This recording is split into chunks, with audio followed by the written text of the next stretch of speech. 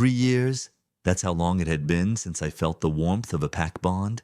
3 years since I looked into the eyes of Alpha Lucas and watched him shatter my heart into a million pieces. I cannot have a weak mate, Elena, he had said, his voice cold as ice. I need an alliance. I need a queen. You are just a distraction.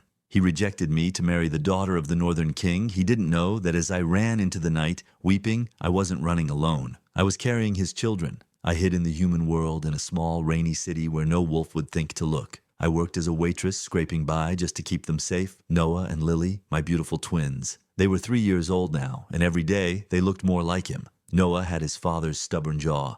Lily had his dark, intense hair. But today, at the park, my secret life came crashing down. "Mommy, look!" Noah shouted, chasing a stray frisbee towards the edge of the woods. "Noah, stop!" I yelled, dropping my bag. I ran after him, my heart hammering. He was running too fast, faster than any human child should. He bumped into a tall man in a dark suit walking out of the hotel lobby nearby. The man stumbled, his strong hands catching my son before he could fall. "Careful there, little pup," a deep, familiar voice rumbled, a voice that haunted my nightmares. I froze. The world stopped spinning. The man looked down at Noah, then he froze too. He inhaled sharply, his nostrils flaring. He smelled it, the scent of pine and rain, the scent of his blood. Slowly, Alpha Lucas lifted his gaze. When his golden eyes met mine, the air between us crackled with electricity so strong it nearly knocked me over. "Elena," he whispered, his voice broken.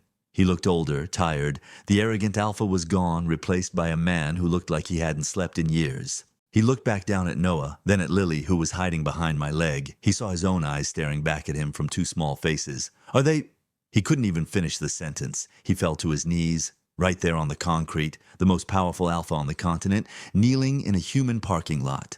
"Don't!" I hissed, stepping between him and the twins. My maternal instinct roared, turning me into a lioness. "Don't you dare look at them. You rejected us, remember? You wanted a queen, not a distraction." Lucas looked up. Tears, actual tears, streaming down his face. "I was a fool, Elena, the biggest fool in history. That marriage, it was a trap. She was a spy. I killed her a year ago. I have been searching for you every single day since you left." He reached out a hand, trembling. "I haven't felt my heart beat in 3 years, not until this moment." Noah, innocent and curious, stepped around me. He didn't see a monster. He saw a sad man. He reached out his tiny hand and touched Lucas's wet cheek.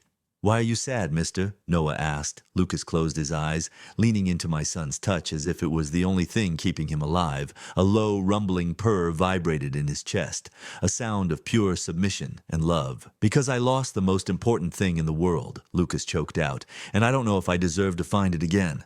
I watched them. The bond, the one I tried so hard to sever, was pulling at me. It wasn't pain anymore. It was hope. I sighed, my anger melting just enough to let him breathe.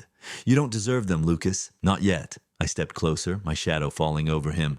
"But they deserve a father. If you want to be part of their lives, you start from the bottom. You are not an alpha here. You are just a man who has a lot of making up to do." Lucas looked up at me, hope igniting in his golden eyes. "I will crawl if I have to, Elena. I will burn the world down for you. Just, please, don't run again."